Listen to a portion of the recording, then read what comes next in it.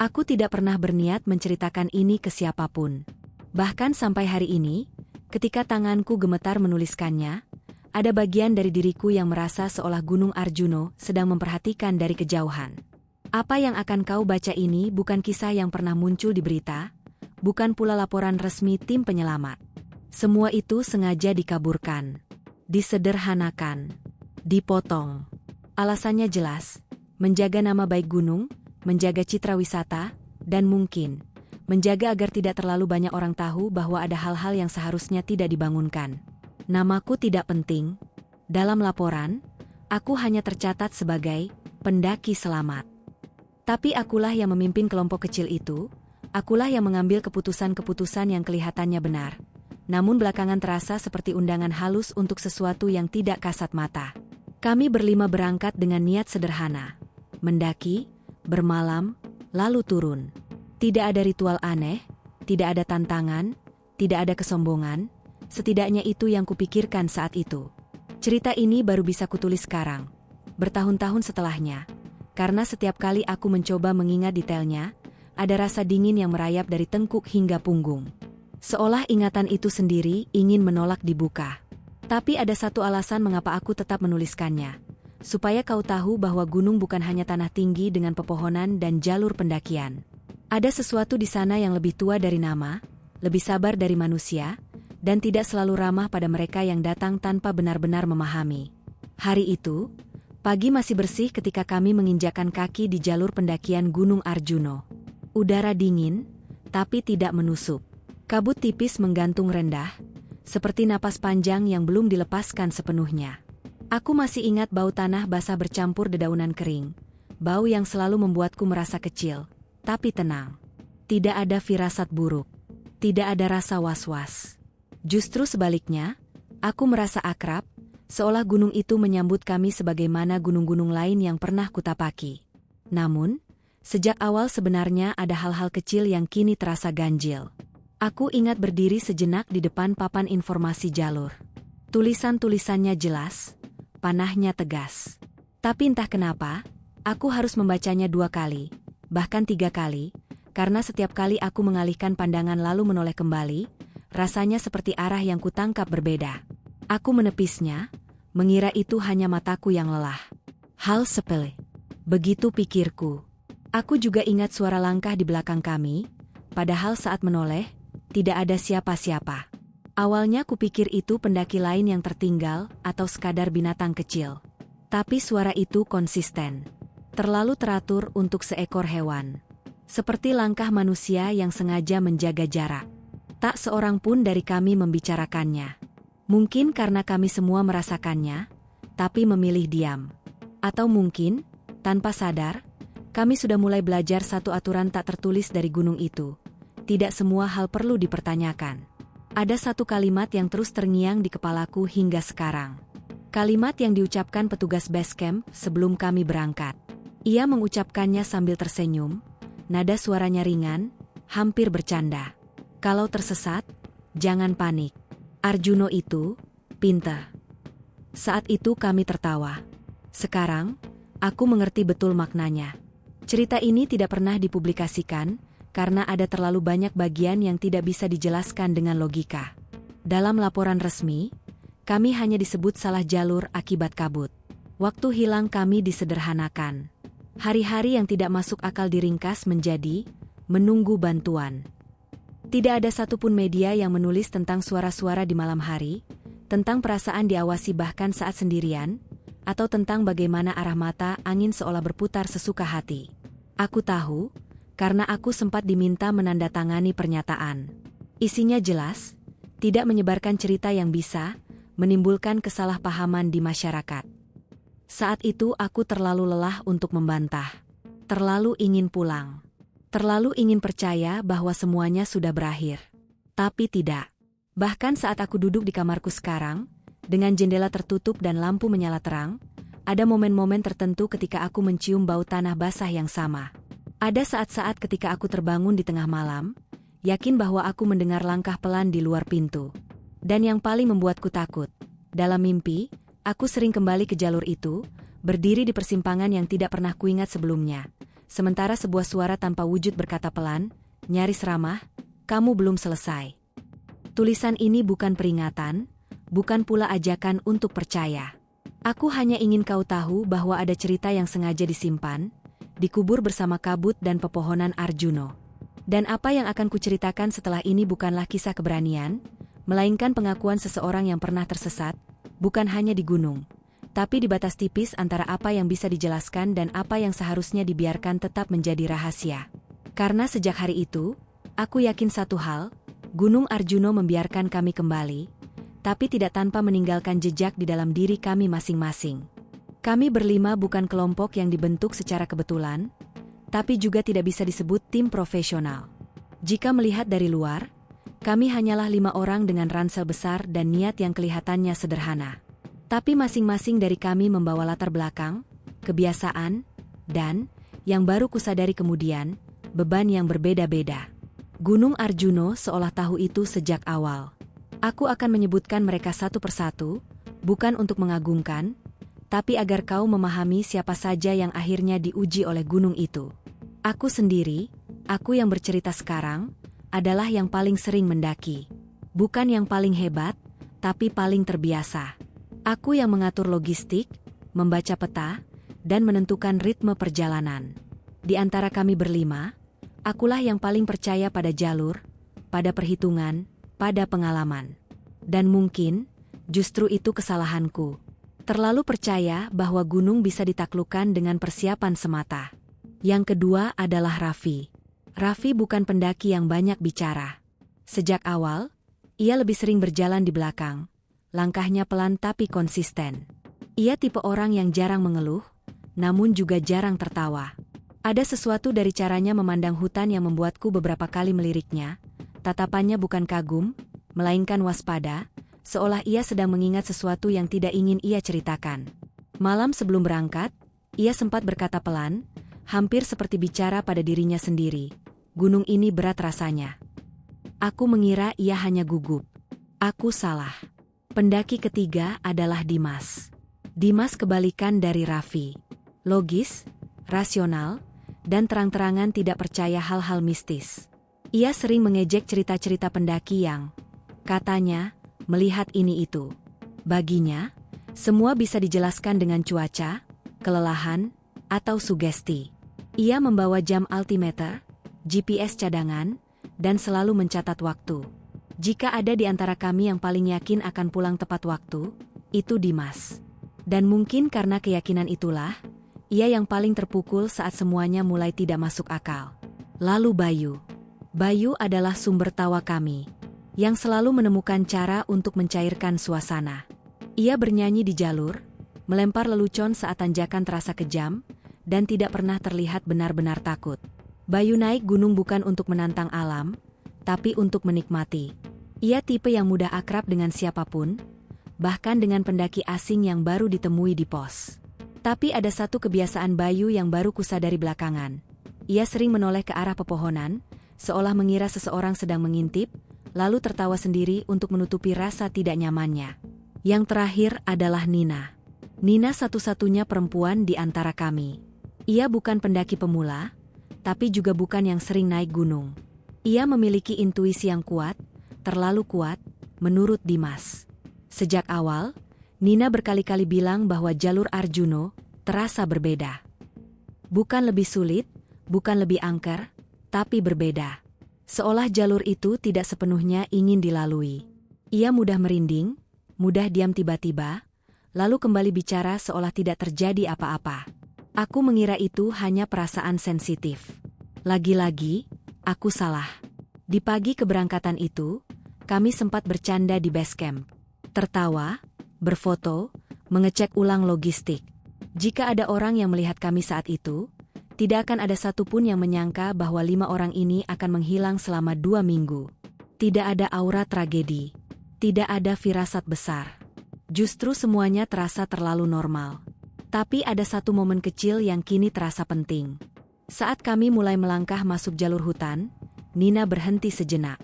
Ia menoleh ke belakang, ke arah base camp, lalu ke arah pepohonan di depan kami. "Aneh," katanya. "Rasanya kayak masuk halaman rumah orang." Dimas tertawa. Bayu menimpali dengan candaan. Aku sendiri hanya menyuruhnya untuk tidak melamun dan menjaga langkah.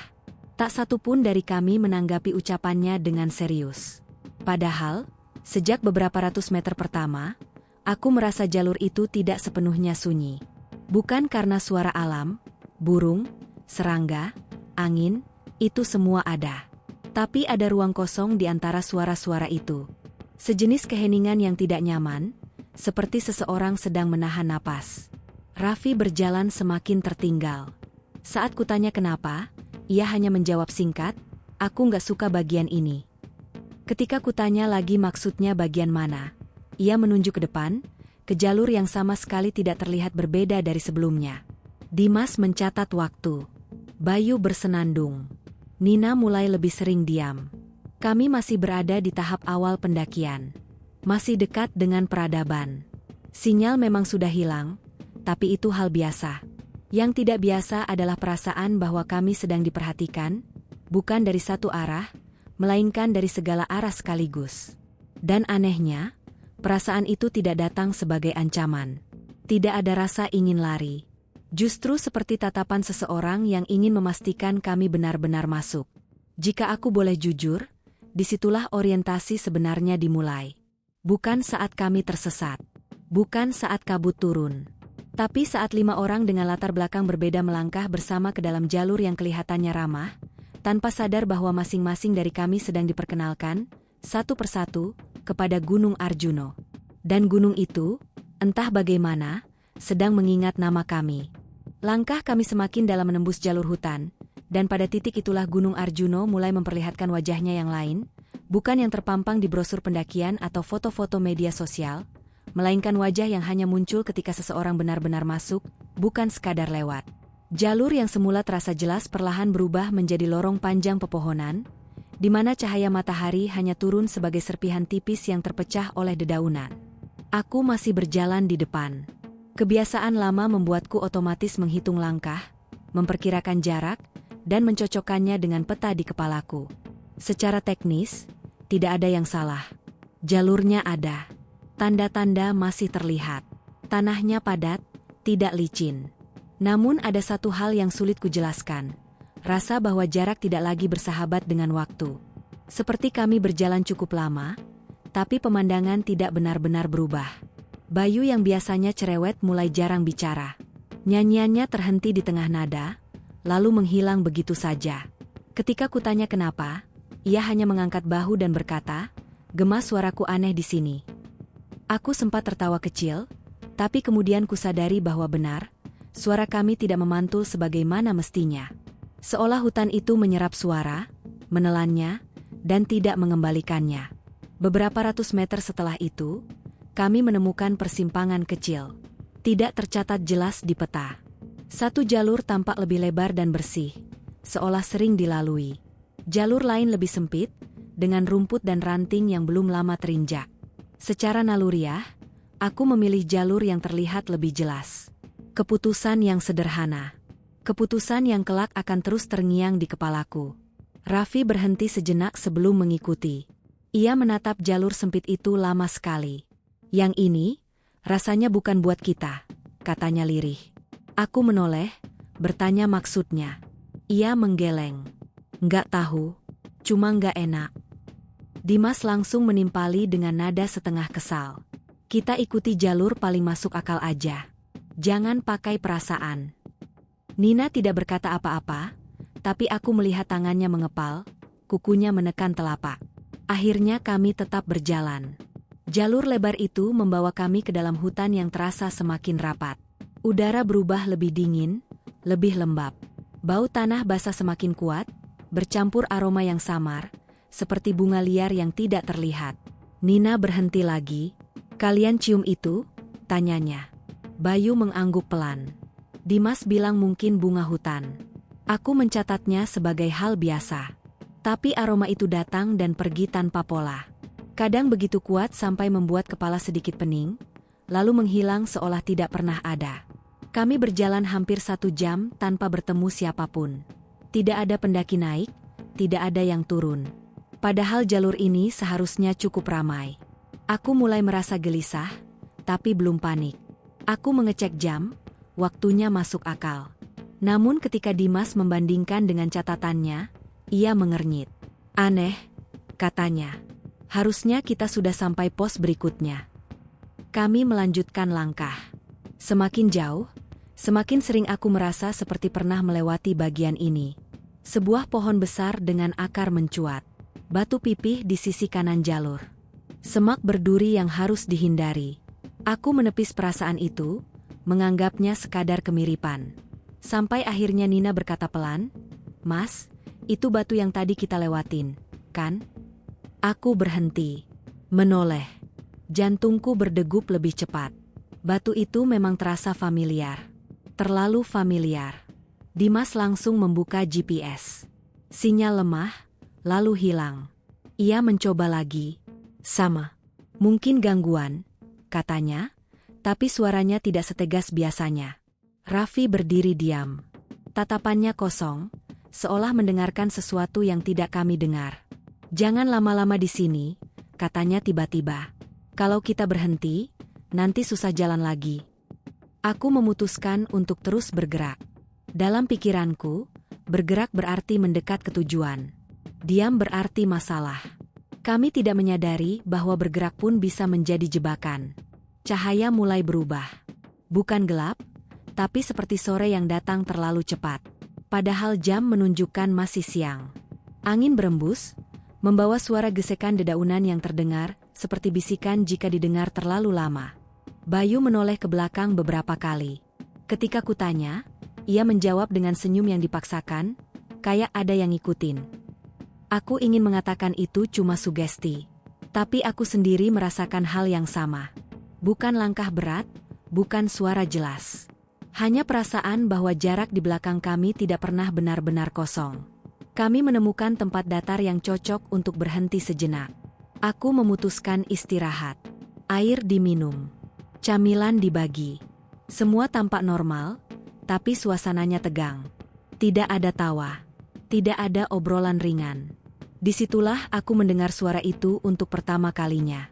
Sebuah suara pelan, seperti orang memanggil nama, tapi terlalu jauh untuk dikenali. Aku mengira itu Bayu, tapi ia sedang duduk diam. Nina menoleh bersamaan denganku. "Kamu dengar?" bisiknya. Aku mengangguk. Dimas berdiri, memeriksa sekitar. Tidak ada siapa-siapa. Hutan tetap diam. Terlalu diam. Saat itu, untuk pertama kalinya, aku merasa bahwa Gunung Arjuno bukan hanya latar tempat. Ia hadir. Mengamati. Mungkin bahkan, memilih. Dan tanpa kami sadari, orientasi kami terhadap jalur, waktu, dan rasa aman mulai bergeser. Perlahan, tapi pasti. Kami melanjutkan perjalanan setelah istirahat singkat itu, tapi sejak suara samar yang memanggil entah siapa tadi, langkah kami tidak lagi sama. Bukan karena kelelahan, melainkan karena keraguan yang mulai merayap pelan. Setiap orang berjalan dengan pikirannya sendiri, namun aku bisa merasakan satu benang tak kasat mata yang mengikat kami. Perasaan bahwa kami sedang melangkah ke sesuatu yang belum kami pahami. Jalur di depan terlihat menurun lalu naik kembali dengan sudut yang tidak biasa. Tanahnya lebih lembek, jejak kaki lama samar-samar terlihat, seolah pernah ada banyak orang lewat, tapi jejak itu berhenti mendadak. Tidak bercabang, tidak mengarah kemanapun. Hanya berhenti. Seperti seseorang yang lenyap begitu saja. Bayu mencoba bercanda lagi. "Mungkin mereka naik helikopter," katanya sambil tertawa kecil. Tak ada yang menimpali. Tawanya menguap di udara, lalu mati. Aku mengecek kompas. Jarumnya berputar sebentar sebelum akhirnya menunjuk ke arah yang tidak sesuai dengan ingatanku. Aku memutar tubuh, menyesuaikan posisi, tapi jarum itu tetap gelisah. Dimas mendekat, melihat layar kompas dengan dahi berkerut. "Gangguan magnetik," katanya, berusaha terdengar tenang. "Biasa di gunung." Namun aku tahu, dan dia pun tahu, jarum kompas tidak seharusnya berputar seperti itu terlalu lama. Kami terus berjalan hingga akhirnya tiba di sebuah area terbuka kecil. Bukan pos, bukan sabana, hanya sebidang tanah datar dengan beberapa pohon besar yang tumbuh melingkar. Di tengahnya, tanah tampak lebih gelap, seolah sering diinjak atau digali. Aku berhenti tanpa sadar. Tempat ini memberi rasa yang berbeda, bukan takut, tapi tidak nyaman. Seperti berdiri terlalu lama di depan pintu rumah orang tanpa diundang masuk. Nina langsung merinding. Ia memeluk lengannya sendiri. Aku nggak suka tempat ini, katanya lirih. Raffi berdiri agak menjauh, matanya menyapu sekeliling dengan cepat. Jangan lama-lama, ucapnya lagi. Kalimat yang sama seperti sebelumnya, tapi kali ini nadanya lebih mendesak. Dimas mengusulkan kami berhenti sebentar saja untuk memastikan posisi. Aku mengangguk, meski perasaanku menolak. Saat kami membuka ransel dan mengeluarkan peta, angin berembus lebih kencang. Daun-daun kering berputar, lalu berhenti mendadak. Hening jatuh begitu cepat hingga telingaku berdenging. Aku sadar bahwa suara alam hampir sepenuhnya menghilang. Tidak ada serangga, tidak ada burung.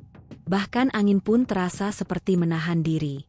Lalu Raffi berbicara dengan suara pelan, hampir berbisik. Kalian jangan panggil nama siapapun di sini. Kami menoleh serentak. Kenapa? Tanya Bayu. Raffi tidak menjawab. Ia hanya menggeleng, lalu menunduk. Tangannya gemetar ringan. Aku ingin menertawakannya. Mengatakan bahwa itu hanya sugesti. Tapi di dadaku muncul rasa berat yang aneh, seperti ada sesuatu yang tidak menginginkan kami terlalu sadar. Saat itulah aku melihat sesuatu di tepi area terbuka itu, sebuah penanda jalur. Kayu kecil dengan cat yang sudah pudar. Aku berdiri, mendekat, membersihkan lumutnya. Tulisan di sana hampir tidak terbaca, tapi aku yakin itu tanda jalur resmi. Masalahnya, arahnya menunjuk ke jalur yang tidak kami lewati. Ini aneh, kataku. Kalau kita ikuti ini, harusnya dari tadi kita ketemu. Dimas mencoba menjelaskan dengan logika yang semakin dipaksakan. Bayu terdiam. Nina memejamkan mata sejenak, lalu berkata, rasanya kayak kita muter-muter, tapi bukan kita yang muter. Kalimat itu membuat bulu kuduku berdiri. Kami memutuskan untuk mengikuti penanda itu, berharap bisa kembali ke jalur utama. Baru beberapa langkah berjalan, aku mendengar sesuatu jatuh di belakang. Ketika menoleh, tidak ada apa-apa. Tapi aroma tanah basah kembali menyeruak, lebih kuat dari sebelumnya. Disusul aroma lain, seperti asap tipis, tapi tidak terlihat api. Bayu berhenti mendadak. Aku dengar orang jalan, katanya. Kali ini suaranya tidak bercanda. Kami semua diam.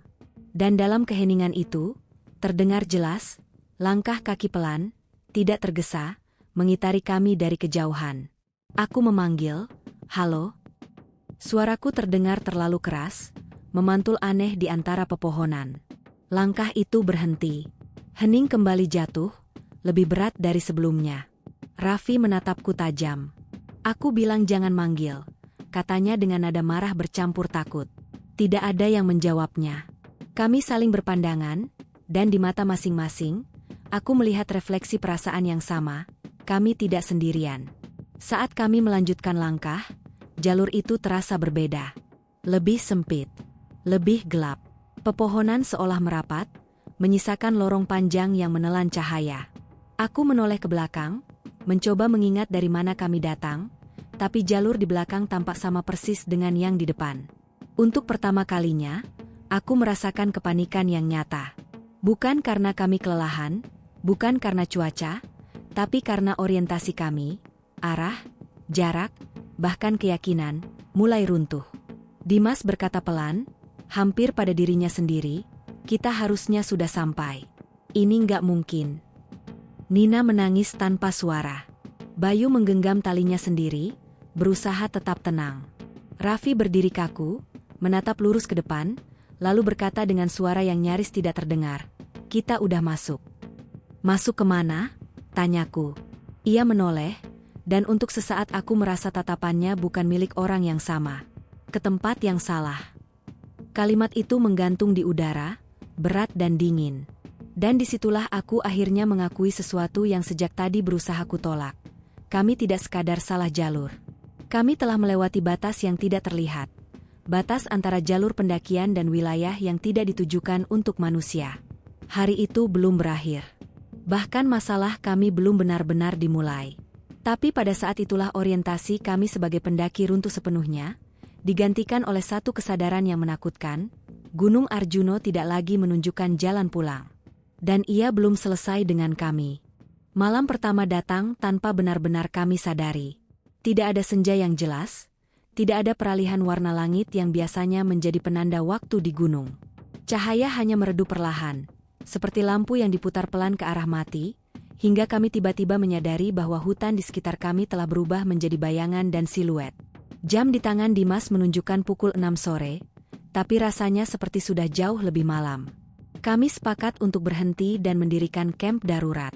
Bukan karena menemukan lokasi yang ideal, melainkan karena kaki kami mulai gemetar dan pikiran sudah terlalu kacau untuk terus memaksa berjalan. Area tempat kami berhenti sempit, sedikit miring, dan dikelilingi pepohonan tinggi yang batangnya gelap seperti terbakar. Tanahnya lembab, dingin, dan ketika pasak tenda ditancapkan, terasa seperti menusuk sesuatu yang lebih lunak dari sekadar tanah. Tidak ada yang berkomentar soal itu. Api unggun kecil akhirnya menyala setelah beberapa kali gagal. Anehnya, asapnya tidak naik lurus, melainkan menyebar rendah, seolah menempel di tanah sebelum menghilang di antara akar-akar pohon. Bayu duduk paling dekat api, menggosok-gosok lengannya.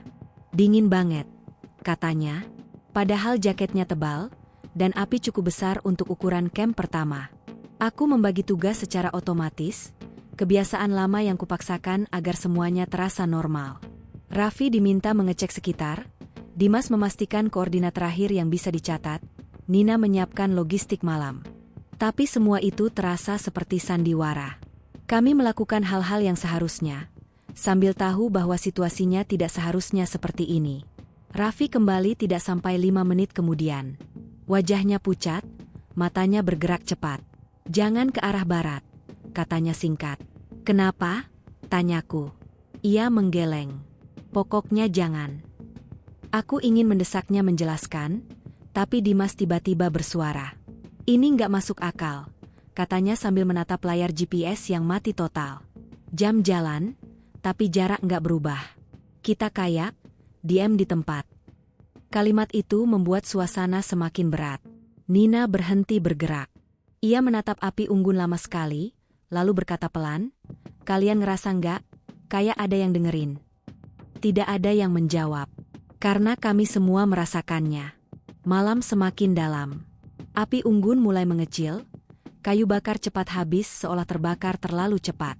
Di luar lingkar cahaya api, hutan benar-benar hitam. Bukan gelap biasa, hitam yang terasa padat, seperti dinding. Setiap kali aku menatap terlalu lama ke arah itu, dadaku terasa sesak, seolah pandanganku sedang dibalas.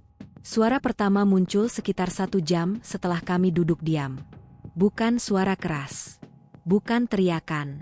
Hanya gesekan pelan, seperti sesuatu diseret di tanah. Awalnya jauh, hampir tidak terdengar.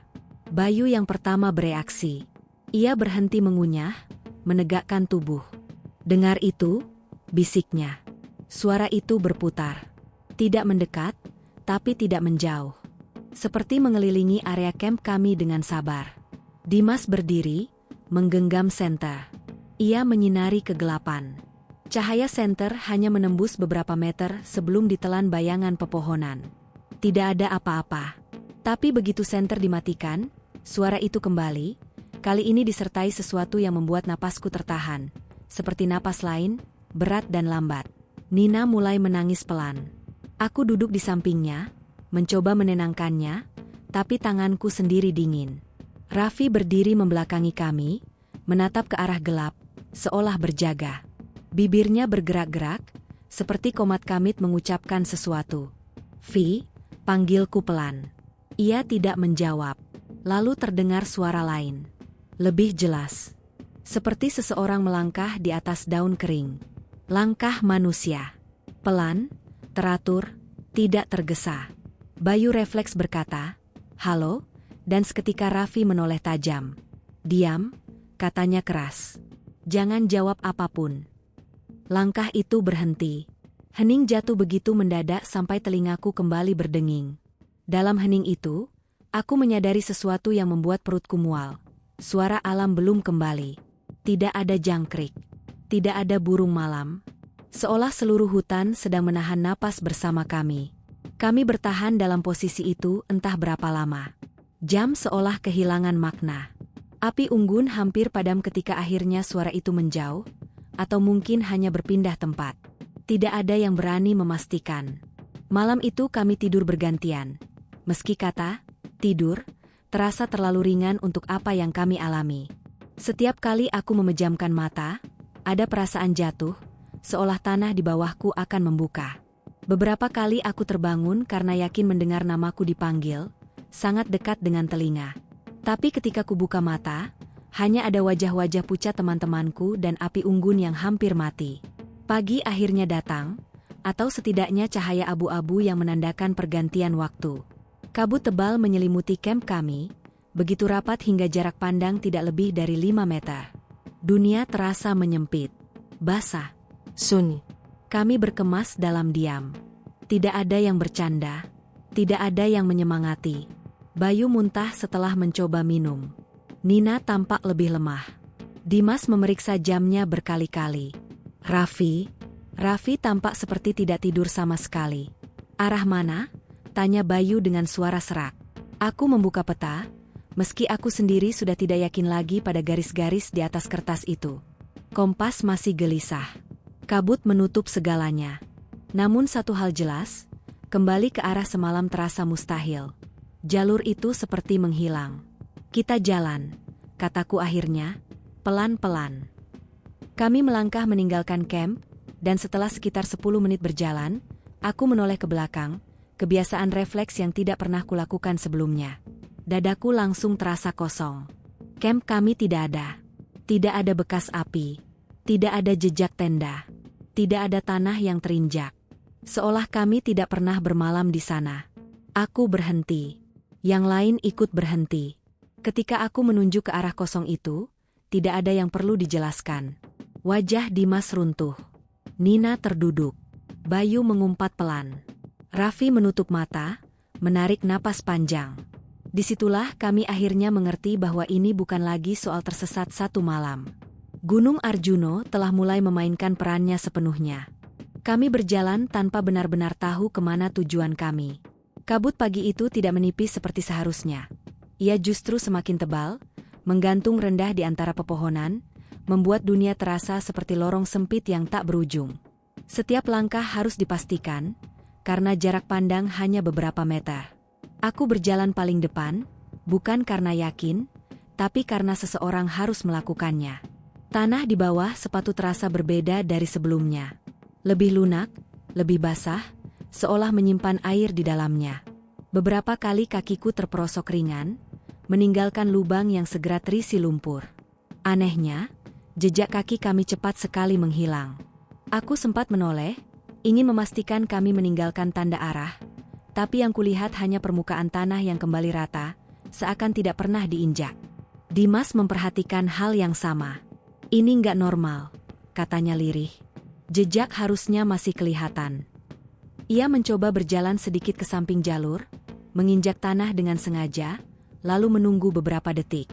Jejak itu memudar perlahan, tertutup kabut lembab dan tanah yang seolah bergerak sendiri. Dimas menelan ludah.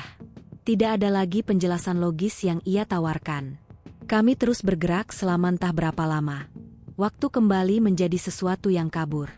Jam tetap berdetak, tapi rasanya tidak sejalan dengan tubuh kami. Kami cepat lelah, seolah berjalan berjam-jam, padahal menurut perhitungan seharusnya baru sebentar. Nina mulai tertinggal. Nafasnya pendek-pendek, wajahnya pucat. Bayu membantu membawakan sebagian bebannya tanpa banyak bicara. Sekitar tengah hari, atau setidaknya kami mengira begitu, kabut sedikit terbuka. Bukan cerah, hanya cukup untuk memperlihatkan lebih banyak batang pohon di sekitar kami. Dan disitulah kami melihat sesuatu yang membuat langkah kami terhenti serempak. Di depan kami berdiri sebuah papan kayu tua, setengah miring, tertancap di tanah. Tulisan di atasnya sudah pudar, tapi masih bisa dibaca. Nama sebuah pos. Pos yang seharusnya kami lewati kemarin, di jalur yang benar. Bayu tersenyum lega. Akhirnya, katanya, suaranya hampir menangis. Dimas mendekat cepat, memeriksa tulisan itu, mencocokkannya dengan peta. Ini benar, katanya. Kalau ini pos itu, berarti kita cuma melenceng dikit. Harapan itu muncul begitu cepat, hampir terlalu cepat. Aku merasakannya, tapi ada sesuatu di dadaku yang menolak untuk ikut lega. Papan itu terlihat terlalu bersih. Tidak ada lumut tebal. Tidak ada bekas cuaca bertahun-tahun. Seolah baru dipasang, tapi dengan sengaja dibuat tampak tua. Raffi berdiri paling belakang. Ia tidak mendekat. "Jangan ke situ," katanya pelan. Bayu menoleh, nada suaranya meninggi. "Vi, kita nemu jalur. Jangan mulai lagi." Raffi menggeleng pelan. "Itu bukan pos. Itu umpan." Kata itu membuat bulu kuduku berdiri. Sebelum aku sempat memutuskan apapun, Nina tiba-tiba terhuyung. Aku menangkap lengannya sebelum ia jatuh. Matanya kosong, fokusnya entah kemana. "Aku dengar ibu aku," katanya lirih. Dia manggil. Aku menatap sekeliling. Hening. Tidak ada suara apapun selain napas kami sendiri. Bayu mendekat, wajahnya tegang. "Nin, fokus. Dengerin aku." Tapi Nina menoleh ke arah papan itu, seolah tertarik. Suaranya dari sana. Dimas mengumpat pelan. "Ini sugesti. Kita semua capek. Dehidrasi." Tapi suaranya tidak lagi meyakinkan, bahkan untuk dirinya sendiri. Aku mengambil keputusan cepat. "Kita nggak langsung ke sana," kataku. "Kita istirahat dulu. Minum. Tenangin kepala." Keputusan itu menyelamatkan kami, setidaknya saat itu. Kami duduk di bawah pohon besar, membelakangi papan itu. Anehnya, begitu kami tidak lagi menatapnya, keberadaannya terasa memudar. Seolah tidak ingin diperhatikan terlalu lama. Saat aku melirik lagi beberapa menit kemudian, papan itu tampak lebih jauh, meski kami tidak bergerak. Aku tidak mengatakan apa-apa, tapi aku tahu Raffi menyadarinya juga. Tatapan kami bertemu sejenak, dan ia mengangguk pelan. Saat kami beristirahat, suara-suara mulai kembali muncul. Bukan yang jelas, tapi cukup untuk mengganggu. Bisikan yang datang dari berbagai arah, terlalu samar untuk dipahami, tapi cukup jelas untuk dirasakan. Bayu menutup telinganya. Dimas memejamkan mata, berusaha bernapas teratur.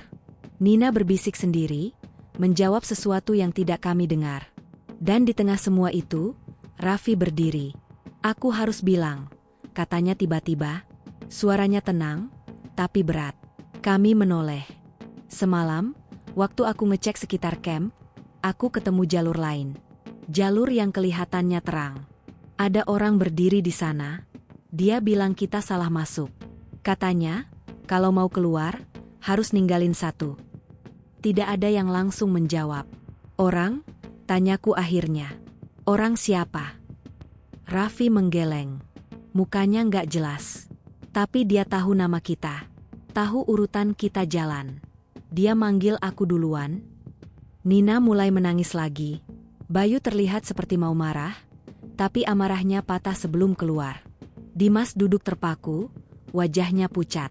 Logika terakhir yang ia pegang runtuh begitu saja. "Apa maksudnya ninggalin satu?" tanya Bayu pelan. Raffi tidak langsung menjawab. Ia menatap hutan di depan kami, lalu berkata, "Gunung ini nggak suka rame-rame." Kalimat itu menggantung lama. Terlalu lama. Aku berdiri, menepuk bahu Raffi. "Dengar," kataku, berusaha terdengar tegas. "Kita keluar bareng. Nggak ada yang ditinggal." Raffi menoleh padaku. Ada kesedihan di matanya yang belum pernah kulihat sebelumnya. "Aku harap kamu benar." Kami memutuskan menjauh dari papan itu, memilih arah yang terasa paling netral, jika kata itu masih punya arti. Beberapa langkah kemudian, kabut kembali menutup. Saat aku menoleh ke belakang untuk terakhir kalinya, papan itu sudah tidak ada. Seolah tidak pernah berdiri di sana. Hari itu kami berjalan hingga kaki kami gemetar dan tenggorokan kering. Tidak ada pos. Tidak ada jalur jelas. Hanya hutan yang terasa semakin menyempit, semakin hidup. Dan di dalam hati kami masing-masing, mulai tumbuh satu ketakutan yang sama. Jika gunung memang meminta satu, maka cepat atau lambat, ia akan memilih sendiri. Hari ketiga, setidaknya menurut hitungan kasar Dimas, berjalan dengan suasana yang jauh berbeda dari hari-hari sebelumnya. Bukan karena keadaan membaik, justru sebaliknya. Setelah papan pos itu menghilang, kami semua seperti kehilangan pegangan terakhir. Tidak ada lagi harapan palsu yang bisa ditertawakan. Yang tersisa hanya rasa bertahan hidup yang mentah dan ketakutan yang tidak lagi tersembunyi. Kami mulai membatasi bicara. Bukan karena sepakat, tapi karena setiap kata terasa berisiko. Seolah hutan di sekitar kami bukan hanya mendengar, tapi juga menunggu. Aku sendiri hanya berbicara jika benar-benar perlu. Memberi aba-aba berhenti, mengatur giliran minum, atau memastikan semua masih di belakangku. Raffi semakin sering berjalan paling belakang. Aku beberapa kali menoleh untuk memastikan ia masih ada. Setiap kali tatapan kami bertemu, ia cepat mengalihkan pandang. Seperti seseorang yang menyimpan rahasia besar dan takut rahasianya terdengar bahkan oleh pepohonan. Nina memburuk. Langkahnya semakin goyah, matanya sering kosong. Beberapa kali ia berhenti mendadak, menoleh ke arah tertentu, lalu bergumam, "Lewat sini." Ketika kutanya kenapa, ia tidak bisa menjawab. Hanya menggeleng, lalu menangis tanpa suara. Bayu setia di sampingnya, tapi aku melihat ketakutan di matanya, ketakutan yang tidak bisa lagi ia sembunyikan dengan lelucon. Sekitar siang, kabut menghilang tiba-tiba. Bukan menipis, tapi lenyap. Dalam satu tarikan napas, hutan di sekitar kami menjadi jelas. Dan yang kami lihat membuat langkah kami terhenti bersamaan. Kami berada di sebuah area yang sangat kami kenal. Sebuah tanjakan pendek dengan pohon miring di sisi kanan. Batu besar menyerupai kursi di kiri jalur. Bahkan ada bekas goresan di batang pohon, bekas pisau kecil yang dulu kupakai untuk menandai jalur saat pendakian lain, bertahun-tahun lalu. Bayu tertawa kecil, hampir histeris. Ini jalur awal, kan? Katanya. Kita muter doang, kan? Dimas membuka peta dengan tangan gemetar. Ia mencocokkan kontur, jarak, arah mata angin. Secara bentuk, iya, katanya. Tapi ini nggak mungkin. Jaraknya. Ia berhenti bicara. Karena tepat di depan kami, sekitar 20 meter, berdiri sosok lain. Sosok itu membelakangi kami. Tingginya hampir sama denganku. Mengenakan jaket gelap, ransel besar, dan topi yang menutupi wajahnya. Persis seperti pendaki. "Mas." Bayu refleks memanggil. Sosok itu tidak bergerak. Aku mengangkat tangan, memberi isyarat agar semua diam. Tapi sudah terlambat. Sosok itu perlahan menoleh. Wajahnya tidak salah. Mata, hidung, mulut, semuanya ada. Tapi ekspresinya kosong. Terlalu kosong. Seperti wajah yang lupa bagaimana caranya menjadi manusia. Dan yang membuat kakiku nyaris runtuh. Wajah itu adalah wajah Bayu. Bayu di sampingku mengeluarkan suara tercekat. Itu gue, katanya pelan. Sosok itu tersenyum. Senyuman tipis, tidak ramah, tidak jahat, hanya tahu. Lalu ia berbicara dengan suara yang sangat dikenal. Suara Bayu sendiri. "Capek ya?" Aku berteriak. "Jangan jawab." Tapi Nina sudah melangkah maju satu langkah. "Iya," katanya lirih. "Capek." Dalam sekejap, udara berubah berat. Seperti ada tekanan yang menekan dada kami bersamaan. Sosok itu mendekat satu langkah, lalu langkah kedua. Bayu di sampingku mulai gemetar hebat. Raffi tiba-tiba berteriak. "Tutup mata. Jangan lihat." Aku tidak tahu kenapa aku menurut. Mungkin karena suaranya terdengar seperti orang yang sudah terlalu lama berada di tempat ini.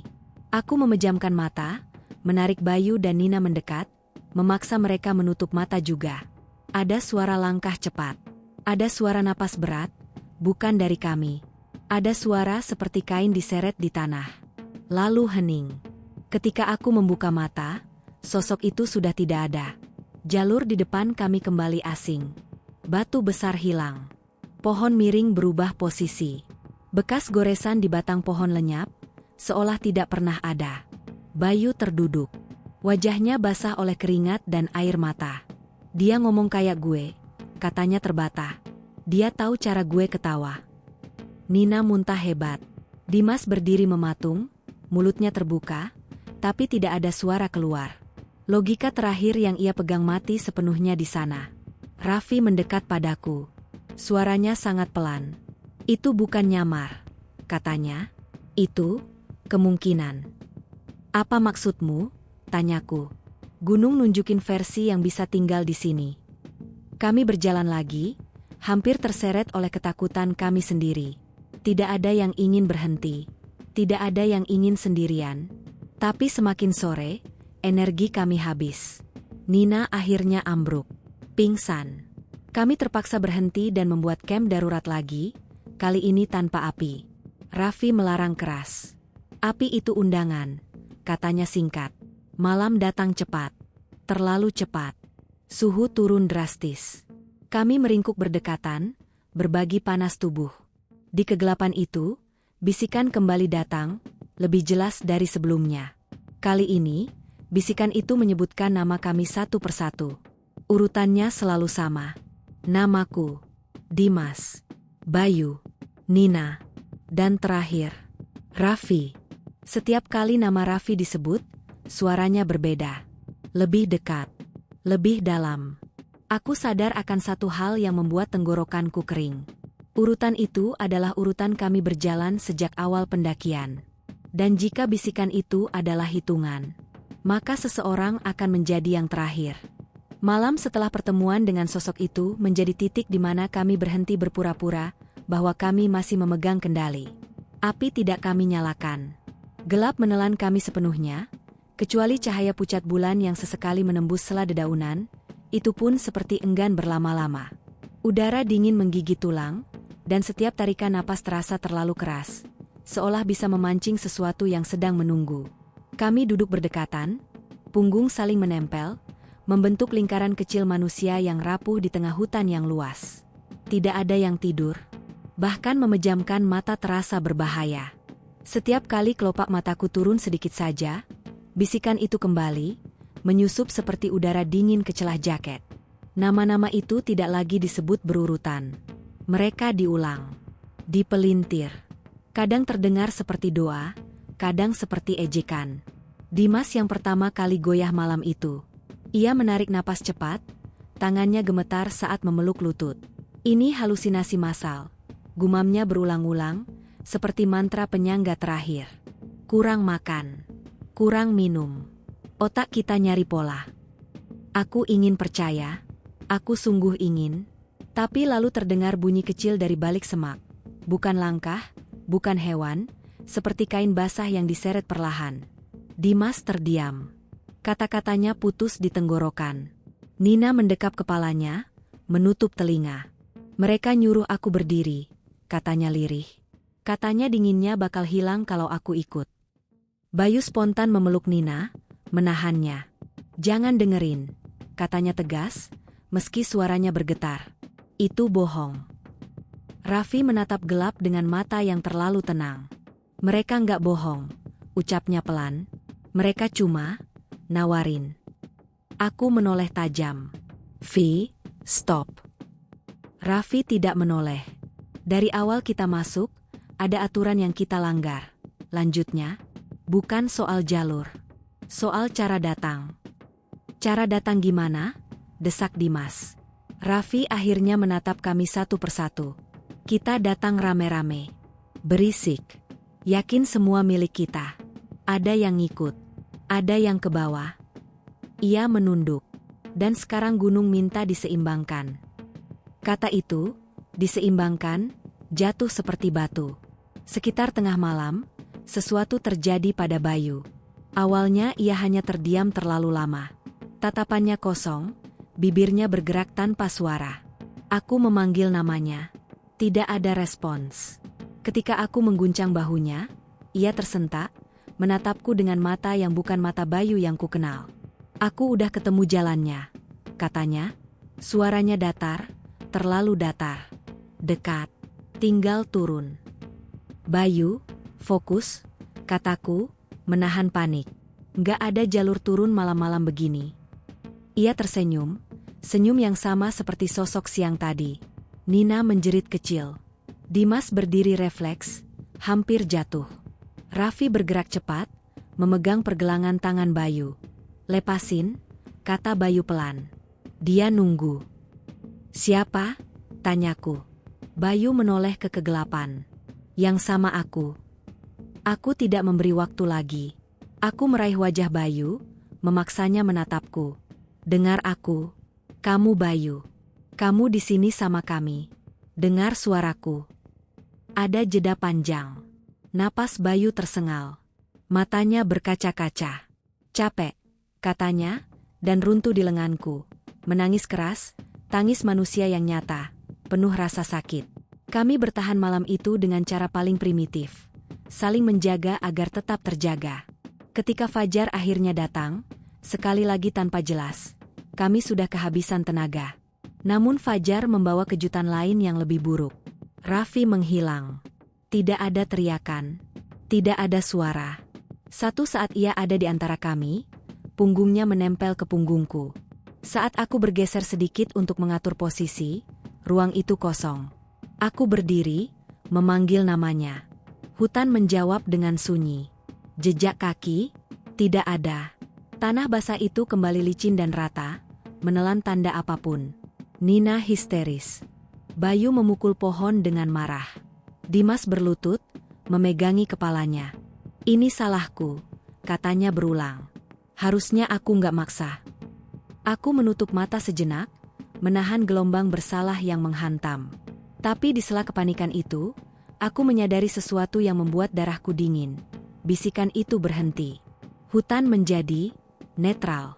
Tidak ramah, tidak mengancam. Hanya ada. "Dia pergi sendiri," kata Dimas pelan. Aku menggeleng. "Atau diambil." Kami mencari Raffi selama berjam-jam, memanggil dengan suara serak, menyisir area yang sama berulang-ulang. Tidak ada apa-apa.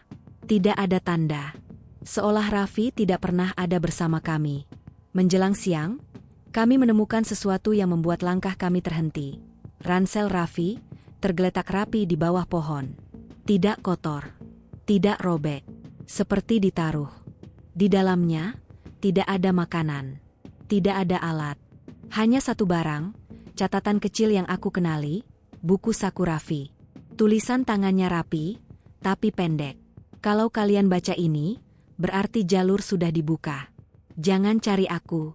Jangan sebut namaku lagi. Turunlah saat gunung mengizinkan. Jangan menoleh."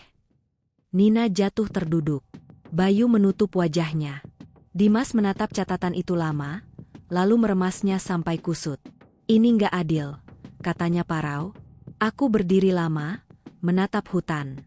Ada bagian dari diriku yang ingin berteriak, ingin melawan. Tapi ada bagian lain, yang lebih dingin, lebih jujur, yang mengerti. Sore itu, untuk pertama kalinya sejak kami tersesat, kami menemukan jalur yang jelas. Tanahnya padat. Tanda-tanda muncul. Arah mata angin kembali masuk akal. Seolah sesuatu benar-benar berubah. Kami bertiga berjalan dalam diam. Tidak ada yang menyebut nama Raffi. Tidak ada yang menoleh ke belakang. Dan di setiap langkah, rasa bersalah berjalan di sampingku. Tenang, berat, dan tidak pernah menjauh. Kami turun mengikuti jalur yang akhirnya terlihat nyata itu dengan langkah yang nyaris mekanis. Tidak ada sorak lega. Tidak ada rasa menang. Yang ada hanya keheningan yang berat. Seperti masa berkabung yang belum sempat kami akui. Hutan di sekitar kami tampak sama, tapi terasa berbeda, lebih dingin, lebih jauh. Seolah setelah mengambil satu dari kami, Gunung Arjuno kembali mengenakan wajahnya yang netral, tidak peduli apakah kami hidup atau mati. Namun ketenangan itu tidak bertahan lama. Menjelang malam hari yang kami yakini sebagai hari ke-10, langit menggelap lebih cepat dari seharusnya. Awan rendah menggulung di antara puncak-puncak, menelan cahaya yang tersisa. Jalur yang tadi jelas mulai menyempit, lalu bercabang tanpa peringatan. Kompas kembali goyah. Dan yang paling membuat dadaku sesak, bisikan itu kembali. Bukan lagi banyak suara. Hanya satu. Suara Raffi. "Jangan berhenti," katanya lembut, tepat di belakang telingaku. Aku membeku. Bayu yang berjalan di belakangku menabrak punggungku ringan. "Kenapa?" tanyanya. Aku tidak menjawab. Aku tidak berani. Karena jika aku mengakui bahwa aku mendengarnya, maka suara itu menjadi nyata. Dimas juga berhenti. Wajahnya pucat. "Kalian dengar?" katanya. Nina mengangguk pelan, air mata mengalir tanpa suara. Kami menyadari dengan serentak bahwa pengorbanan Raffi bukan akhir. Itu hanya membuka pintu berikutnya. Gunung belum selesai. Malam itu kami terjebak di sebuah lereng sempit. Tidak ada tempat aman untuk mendirikan tenda. Angin bertiup kencang, membawa kabut yang menusuk kulit. Kami terpaksa bertahan berdiri, bergantian duduk sebentar, saling menahan agar tidak tergelincir. Di bawah kami, jurang menganga, tidak terlihat, tapi terasa. Di tengah badai kecil itu, Nina tiba-tiba berbicara dengan suara yang bukan miliknya. "Yang pergi belum cukup." Aku menoleh cepat. Matanya terbuka, tapi fokusnya kosong. "Nina," panggilku. Tidak ada respons. "Yang tinggal masih 3. Lanjutnya, gunung tidak suka ganjil. Bayu menggenggam lengannya. "Stop. Ini Nina. Ini Nina." Tapi Nina tersenyum tipis. Senyum yang terlalu tenang untuk situasi itu. Dimas jatuh berlutut. "Apalagi yang kalian mau?" teriaknya ke kabut. "Ambil aku kalau perlu. Lepasin mereka." Angin berhenti mendadak. Kabut menipis, membuka pemandangan yang membuat jantungku hampir berhenti. Di depan kami terbentang sebuah lapangan kecil, bersih, datar, tidak mungkin ada di lereng seperti ini. Di tengahnya berdiri 3 sosok. Kami. 3 sosok itu berdiri membelakangi kami, persis seperti pertemuan dengan Bayu sebelumnya. Tinggi badan, pakaian, bahkan ransel, semuanya sama. Satu sosok menoleh lebih dulu. Wajah Dimas. Matanya kosong, tapi bibirnya tersenyum tahu. "Capek, kan?" katanya dengan suara Dimas yang sempurna. "Kamu selalu mau jawabannya masuk akal. Di sini, kamu nggak perlu mikir lagi." Sosok kedua menoleh. Wajah Nina. Senyum lembut. "Di sini tenang. Nggak ada rasa takut. Nggak ada dingin." Sosok ketiga menoleh terakhir. Wajahku. Aku merasa kakiku tak lagi menyentuh tanah. Versiku tersenyum, mendekat 1 langkah. "Kamu yang paling berat," katanya pelan. "Kamu yang mutusin jalur. Kamu yang ngajak. Tinggal kamu aja yang belum jujur." Bayu menjerit. "Jangan dengerin." Aku ingin lari, ingin menutup mata. Tapi ada magnet yang menahan pandanganku. Versiku mengangkat tangan. Di telapak tangannya ada petaku. Dengan jalur yang aku pilih ditandai jelas. "Semua ini mulai dari sini," katanya. Nina roboh ke tanah, menangis. Dimas berdiri goyah, wajahnya hancur. "Ini salah kita semua," katanya parau. "Bukan dia sendiri." Angin berputar. Kabut bergerak cepat. Suara Raffi terdengar lagi, kali ini jelas, dari segala arah. "Kalau mau keluar, harus lengkap. Bukan dikurangi." Aku tersentak. "Lengkap gimana?" teriakku. "Kalian udah ambil 1. Versiku tersenyum lebih lebar. "Kami ambil yang siap. Sekarang, kami minta yang bertanggung jawab." Aku mengerti. Dengan kejelasan yang menyakitkan. Gunung tidak meminta korban acak. Ia menuntut keseimbangan. Pilihan. Pengakuan. Aku melangkah maju 1 langkah. Bayu memegang lenganku, menangis. "Jangan," katanya. "Kita cari cara lain." Aku menatap mereka berdua. Bayu yang selalu berusaha ceria, Nina yang rapuh, Dimas yang hancur oleh logika yang runtuh. Aku tahu, jika aku ragu, gunung akan memilih sendiri. Dan pilihannya tidak akan lembut. Aku berlutut. Menempelkan tangan ke tanah yang dingin. Untuk pertama kalinya, aku bicara tanpa perhitungan, tanpa peta, tanpa ego. "Kalau aku yang salah," kataku, suaraku gemetar, "ambil salahku. Tapi biarkan mereka pulang." Keheningan jatuh, berat dan luas. Versiku menatap lama, lalu menggeleng pelan. "Salahmu bukan jalur," katanya. "Salahmu kamu datang tanpa minta izin." Aku menunduk. "Maaf," kataku. Bukan sebagai kata, tapi sebagai penyerahan. Tanah bergetar ringan. Kabut tersedot ke tengah lapangan, berputar cepat, lalu lenyap. Sosok-sosok itu memudar, seperti bayangan terkena matahari. Aku terhuyung. Dunia berputar. Bayu dan Dimas menahanku. Nina terdiam, napasnya teratur kembali. Saat aku mengangkat kepala, lapangan itu sudah tidak ada. Lereng kembali curam. Jalur di depan kami terlihat jelas. Turun, nyata, dan sunyi. Bisikan berhenti. Untuk pertama kalinya sejak hari pertama, aku merasa diizinkan. Kami berjalan hingga fajar. Kaki berdarah. Tubuh nyaris roboh. Tapi jalur itu tidak berubah lagi.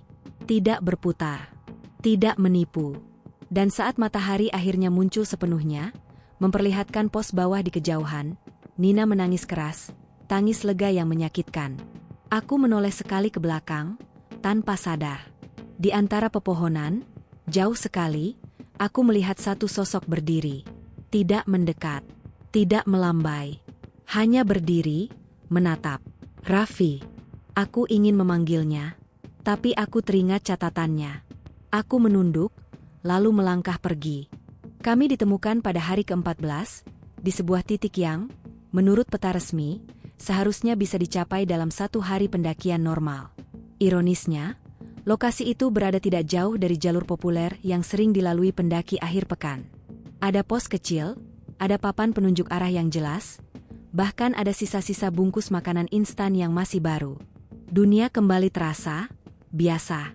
Terlalu biasa, setelah semua yang kami lewati. Tim penyelamat menemukan kami saat matahari belum tinggi. Aku ingat suara peluit itu pertama kali terdengar seperti mimpi. Bayu yang pertama bereaksi, jatuh terduduk sambil tertawa dan menangis bersamaan. Nina pingsan di tempat. Dimas berdiri kaku, menatap orang-orang berseragam itu seperti sedang melihat makhluk dari dunia lain. Aku sendiri tidak langsung bergerak. Ada bagian dari diriku yang takut. Takut jika ini hanya lapisan lain dari tipu daya gunung. Tapi bau solar dari alat, suara radio yang berderak, dan sentuhan tangan manusia yang hangat perlahan meyakinkanku, kami benar-benar kembali. Pertanyaan datang bertubi-tubi. Kalian dari mana? Kenapa bisa selama ini? 5 orang berangkat, kenapa tinggal 3? Aku menjawab seperlunya. Salah jalur. Kabut. Kehabisan logistik. Cerita yang rapi, masuk akal, dan, yang paling penting, tidak memancing pertanyaan lanjutan. Dimas melakukan hal yang sama. Bayu hanya mengangguk. Tidak ada satupun dari kami yang menyebut nama Raffi di hadapan mereka. Nina bahkan tidak bisa bicara sama sekali hari itu. Ia hanya memeluk lututnya, menatap tanah, bibirnya bergerak-gerak seolah terus mengucap kata yang sama dalam hati. Di laporan resmi, Raffi dicatat sebagai hilang terpisah sebelum evakuasi. Pencarian dilakukan, katanya. Beberapa hari, beberapa titik, lalu dihentikan. Medan terlalu berbahaya. Cuaca tidak mendukung. Risiko terlalu besar. Kalimat-kalimat yang terdengar masuk akal, tapi kosong. Kami dipulangkan satu persatu. Keluarga menyambut dengan tangis dan pelukan, tapi aku merasakan jarak yang tidak bisa dijelaskan. Ada sesuatu pada tatapan mereka, lega, tentu saja, tapi juga bingung. Seolah orang yang kembali ini bukan sepenuhnya orang yang mereka kenal. Malam pertama di rumah, aku tidak tidur. Setiap kali memejamkan mata, aku kembali ke lereng itu. Ke lapangan kabut. Ke suara Raffi yang memanggil tanpa suara. Aku bangun dengan keringat dingin dan bau tanah basah yang begitu nyata, hingga aku yakin spray kasurku lembab. Hari-hari berikutnya tidak lebih mudah. Bayu berubah menjadi pendiam. Leluconnya menghilang. Ia berhenti naik gunung sepenuhnya. Katanya, kakinya masih kuat, tapi ada bagian dari dirinya yang selalu ingin menoleh ke belakang, dan ia takut suatu hari akan menoleh terlalu lama. Nina menjalani terapi. Dokter menyebutnya trauma berat. Gangguan kecemasan. Mimpi berulang. Ia sering menggambar gunung tanpa sadar. Selalu dengan satu sosok berdiri jauh di belakang, sendirian. Setiap kali ia menyadarinya, ia menangis dan merobek kertas itu. Dimas, yang paling sulit kulihat keadaannya. Ia terjebak di antara kebutuhan untuk menjelaskan dan kenyataan bahwa tidak semua hal bisa dijelaskan. Ia membaca jurnal, laporan, teori apapun yang bisa memberinya pegangan. Tapi setiap kali kami bertemu dan mata kami bertaut, kami tahu, ada satu variabel yang tidak pernah bisa dimasukkan ke rumus manapun. Aku sendiri menolak semua wawancara. Ada beberapa jurnalis yang mencoba menggali cerita di balik layar, tapi semuanya berhenti setelah satu panggilan telepon dari pihak tertentu. Cerita kami, seperti yang dijanjikan sejak awal, tidak pernah benar-benar keluar. Namun gunung tidak sepenuhnya melepaskan kami. Beberapa bulan setelah kejadian itu, aku menerima sebuah paket tanpa pengirim. Isinya hanya satu benda, buku saku kecil, lusuh, dengan tulisan tangan yang sangat kukenal. Buku Raffi, yang seharusnya hilang bersama dirinya. Di halaman terakhir, ada tambahan tulisan yang tidak pernah kulihat sebelumnya. Kalian sudah sampai. Aku baik-baik saja di sini. Jangan kembali mencariku. Jangan bawa orang lain. Gunung sudah menutup jalurnya. Tanganku gemetar hebat.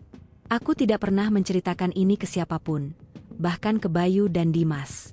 Karena aku tahu, jika aku membagikannya, maka cerita itu menjadi nyata dengan cara yang berbahaya. Sejak hari itu, aku berhenti mendaki. Bukan karena takut ketinggian, tapi karena aku tahu ada tempat-tempat yang tidak perlu dikunjungi 2 kali. Tempat yang sekali dimasuki, akan selalu mengingat siapa saja yang pernah lewat.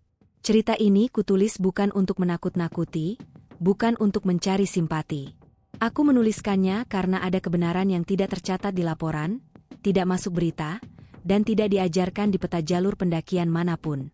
Bahwa gunung bukan sekadar objek wisata. Bahwa ada batas yang tidak ditandai papan. Bahwa tidak semua orang yang hilang benar-benar tersesat. Dan bahwa kami, yang kembali, membawa pulang sesuatu yang tidak terlihat, tapi akan tinggal seumur hidup.